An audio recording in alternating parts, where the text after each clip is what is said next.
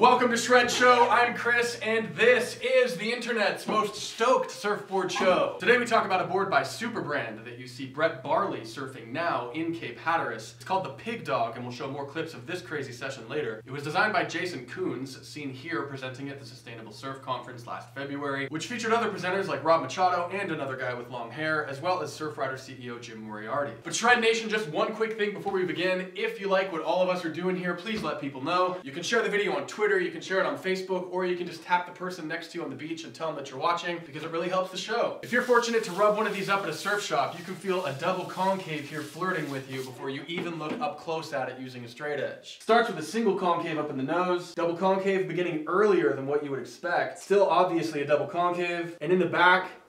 just a tiny little bit of V. This concave setup in this board likely makes it easier to make tiny adjustments in the barrel, so that when someone like Brett is trying to thread his way through an opening that's not super wide open at the end of a barrel, he can shimmy around and make slight positioning adjustments to not get clipped by walls of water on every side. That's because the method of digging out foam through here and here generally seems to enable more subtle sliding movements in the tail, while digging out foam in one giant single concave through the board generally seems to reward bigger movements on rail. Keeping this in mind, we can probably infer that moving a double concave up on the board like this, beginning about 8 inches behind center, will likely enable the sort of gentle direction changes that you make inside the barrel trying to thread your way out of it. In the outline of this board, it's easy to see this shape falling in that familiar family of boards that brings just a little bit more width. Also, as you've seen before, this board moves that wide point forward compared to other boards that we'd normally be used to. This added width that we see makes it easier to paddle into waves earlier than we would on a board with less width or thickness beneath our chest, which is helpful for setting your line early and placing yourself perfectly for the first section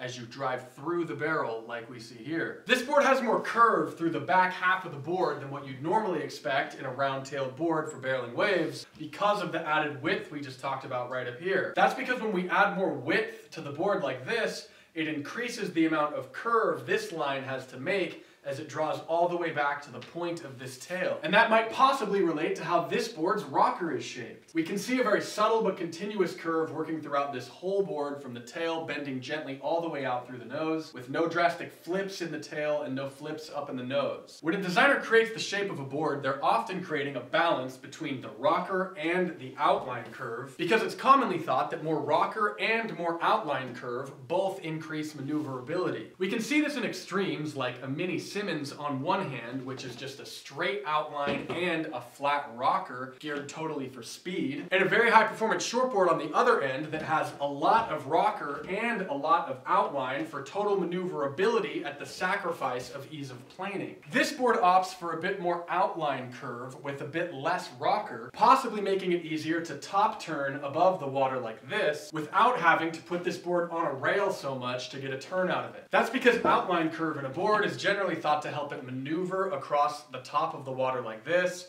while more curve in the rocker helps it maneuver tighter in turns on rail. During the R&D stages of this shape, Cape Hatteras local Jesse Hines, who you see surfing a Pigdog now, gave feedback that that added curve in the outline helped with maneuvering through these types of waves. We often talk about quads being better in the barrel because of the hold that a quad set will add to the face of a steep wave. These are two different sets of size large Futures quad trailers. You can pair either set with any other two fins from any of your thruster sets, and they both have the exact same surface area despite having differences in their foil and, most interestingly, in the way that they're built. We almost always want the base of our fin right here to be the stiffest part of it, and in honeycomb fins the only reason that the base is the stiffest part is because there's the most material at the base relative to the center of the fin or at the tip, thus making it stiffest down at the base. In TechFlex though, the base is intentionally made even more stiffer by adding carbon here and out at the tip of the fin, and that leaves only the center of the fin right here with the increased flex that the honeycomb fin would have. Overall, that helps the TechFlex quad trailers feel more stable, solid, and secure than the honeycomb trailers, which feel more alive, more fluid, and more springy beneath your feet. Because of that, I think that these TechFlex trailers are the call for stable predictability if you like quads and you're going into more bigger barreling conditions than you're used to. You can also find similar TechFlex trailers in size medium and in size small. In the footage we've been seeing of Brett surfing this board, he's been using TechFlex selects fins for a lot of the reasons that we just described, but he still prefers it in a thruster setup using Future's EA Tech Flex by Eric Arakawa, and that may help with this late drop as he pivots tight off the bottom and turns tight in the face for a barrel, because while a quad is generally thought better for having hold and setting clean lines across the face of a barrel and wave, only having 3 fins in your board with 1 back there in the thruster box is generally thought better for coming down and pivoting tightly off of the bottom to go straight back up into the lip of the wave. That means that you'll probably find a thruster better at slabs or in doing airdrops and really steep beach break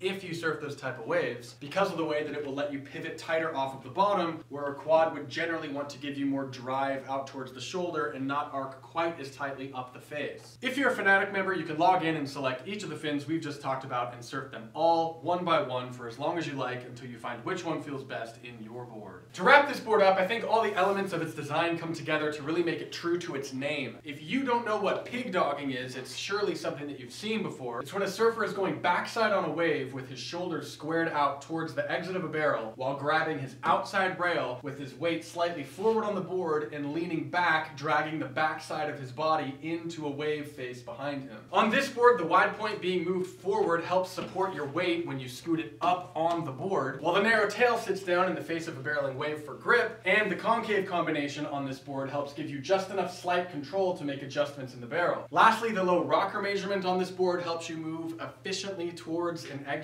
In my experience, this board feels strangely under-volumed when paddling it, but it's still not hard to catch waves. I surfed it in one waist-high day and caught many more waves than I imagined I would, but when you get to your feet in those small waves on a board like this, you really notice this tail shape because it starts to sink when you push the tail around. That makes it much harder to keep speed on a board with a tail like this than something that was wider and more squashed off, but it's also what makes it so much easier to stall in waves while riding this board and slow down so that you can wait for barreling sections. I think this board would be most fun for average all the way to advanced surfers as a step-up board in 4 to 8 foot waves, and I think that generally it should be ordered about 1 inch to 2 inches longer than your standard everyday shortboard with about 0.5 to a full liter more volume. That's because when you stretch out the length of your surfboard, it distributes volume more towards the nose and towards the tail, and by bumping up your volume just slightly, you can put paddle power back under your chest and surfing power back beneath your feet. Shred Nation, that's it for this episode. I want to give a big shout out to Brett Barley for contributing footage for this episode. Since Brett is sponsored by both Futures and Sanook, we'll give away a pair of Sanook sandals and a pair of Futures fins to one of you chosen at random who comments beneath this video telling us when the last time you got barreled was and where it was. We hope the waves are up wherever you are, and we will see you next time on Shred Show.